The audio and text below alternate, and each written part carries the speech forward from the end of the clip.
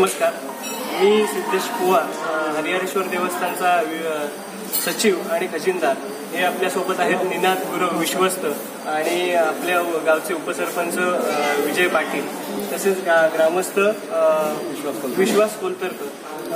आज आपण जे पालखीचे आयोजन केलेलं आहे ते शासनाच्या अटी शर्ती पाळून व कुठेही उल्लंघन होणार नाही याची पूर्णपणे काळजी आज आपण या उत्सवासाठी घेतलेली आहे. त्यासाठी संपूर्ण गावाला आवाहन करण्यात आलेलं आहे की कसं नियोजन केलं आहे त्याबाबत पत्र दिलेलं आहे. तरी आपण ह्या उत्सवाचं सहकार्य गावकऱ्यांना सांगितलेलं आहे की आपण ह्या उत्सवाकरता पार पाडण्याकरता आपण सहकार्य करावं. आजचं जे महत्त्व आहे, इथे हरिहरेश्वर हे क्षेत्र ब्रह्मा विष्णू महेश पार्वती असं क्षेत्र आहे आणि ज्या एकादशा येतात नॉर्मली त्या प्रबोधिनी स्मार्त एकादशी आणि भागवत एकादशी अशा दोन्ही एकत्र येतात. पण काहीच वर्ष असा योग येतो, काही वर्षांनी असा योग येतो की ह्या दोन एकादशा आहेत त्या वेगवेगळ्या येतात. म्हणजे स्मार्त प्रबोधिनी एकादशी ही वेगळी येते आणि भागवत एकादशी ही वेगळी येते. त्यामुळे इथे विष्णूंचं स्थान असल्यामुळे येथे प्रबोधिनी स्मार्त एकादशी ही साजरी केली जाते आणि या निमित्ताने ही पर्वणीचा काळ असल्यामुळे येथील पालख्या ज्या काळभैरव आणि योगेश्वरी देवीच्या पालख्या ह्या कोस प्रदक्षिणा करतात.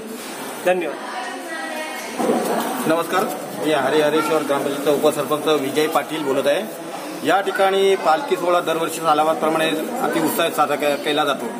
सालावादप्रमाणे पालखीला कार्तिक एकादशी खूप गरजे असते, पण या शासकीय नियमाप्रमाणे कोविड-19चा प्रादुर्भाव वाढल्याप्रमाणे या ठिकाणी लोकांची संख्या कमी दिसत आहे.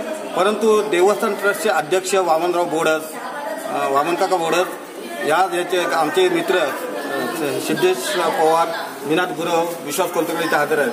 पण अतिशय उत्तम असं या ठिकाणी नियोजन केलेलं आहे. सॅनिटायझरचा वापर केलेला आहे. जे पालखीचे मानकरी आहेत त्यांच्याजवळ मास्कचाही वापर देवस्थानाने अतिशय चांगल्या पद्धतीने केला आहे. हरिहरेश्वर ग्रामपंचायतच्या वतीने आम्ही त्यांना चांगला धन्यवाद देतो.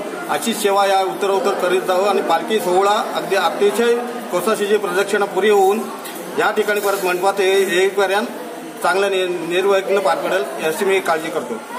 नमस्कार, मी निनाद राजेंद्र गुरव, हरिहरेश्वर देवस्थान विश्वस्त आणि तसंच हरिहरेश्वर काळभैरव मंदिरांचे पुजारी आणि गुरव.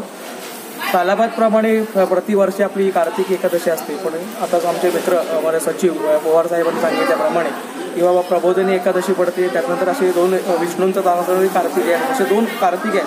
हे परंपरेनुसार आलेनुसार आहे. पण आता कोविडच्या किंवा कोविड-19 आणि कोरोना व्हायरस याच्या प्रादुर्भावामुळे जे प्रकरण झालं आणि आपल्या महाभयंकर हा जो जगभरात रोग पसरलेला आहे, पण त्याच्यामध्ये हे सगळं नियोजन केलेलं आहे आपण की जे बाबा जेणेकरून गर्दी टाळूया किंवा पालखी संबंधात घोळका होऊ नये असं आपण सगळं केलेलं आहे. कारण त्या देवस्थाननी उत्तमरित्या आणि पंचायततर्फे आम्हाला सगळं मार्गदर्शन आणि देवस्थानचं मुळात म्हणजे त्यात मोठा आधार आहे की सगळं नियोजन आम्ही व्यवस्थितरित्या केलेलं आहे.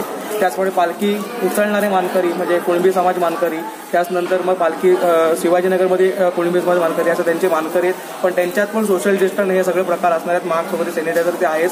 सगळ्या काळजीरित्या झालं म्हणून परंपरेनुसार ही जी प्रथा आहे की जेणेकरून कोस प्रदक्षिणा आपण म्हणतो की जेणेकरून भैरवनाथ, काळभैरवनाथ आणि आई योगेश्वरी माता हे आपल्या गावाला भेट देऊन प्रत्येकाच्या गावातनं जाऊन कोसाची म्हणजे ब्रह्मा विष्णू महेश पार्वती असे जे 4 डोंगर आपण म्हणतो, तर त्या डोंगराला प्रदक्षिणा असते आणि त्यांची वर्षातनं एकदा फेरी असते.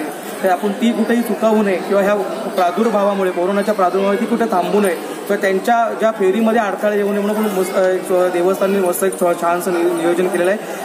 राज्य शासनाचे आणि त्याचप्रमाणे मुख्यमंत्री साहेबांनी उद्धव साहेबांनी सांगितल्याप्रमाणे सगळं नियोजन आम्ही व्यवस्थितरित्या केलं आहे की भैरवनाथांची जी पालखी आपण काढणार आहे ती व्यवस्थितरित्या गावातून फिरून कोस प्रदक्षिणाला जाणार आहे. आणि ही जी प्रथा आहे ही परंपरा हजारो वर्ष या प्रथेला झाली आहे, तर त्याला कुठेही अखंडित येऊ नये किंवा खंड येऊ नये म्हणून आपण ही परंपरेनुसार ही प्रथा चालू ठेवलेली आहे. आणि त्याचं व्यवस्थित की हा सोहळा जो आहे पालखीचा ती उत्तमरित्या आणि निर्विघ्नपणे पार पाडावा अशी आम्ही काळजी घेतलेली आहे. आणि हा देवांची कृपादृष्टी आहेतच आणि संपूर्ण हरिहरेश्वर गावाला या भैरवनाथांचा, हरिहरेश्वरांचा आणि आई योगेश्वरींचा कृपादृष्टी आहेच. तर सगळ्यांना पुढे सुख, समृद्धी, शांतता, आरोग्य, ऐश्वर्य लाभो अशी प्रार्थना करते आणि ते देवतांचा आशीर्वाद आहे अशी कृपा करावी. त्याचप्रमाणे येणाऱ्या भाविकांनी किंवा भक्तांनी की पालखीसमोर लोंढा किंवा पालखीसमोर गर्दी करू नये. जे काही दर्शन आहे ते भावनिक आणि श्रद्धेने तुम्ही लांबून घेतले तर की देवाला सगळं कळत आहे त्याप्रमाणे आपण सगळं नियोजन केल्याने आवाहन आहे. नमस्कार.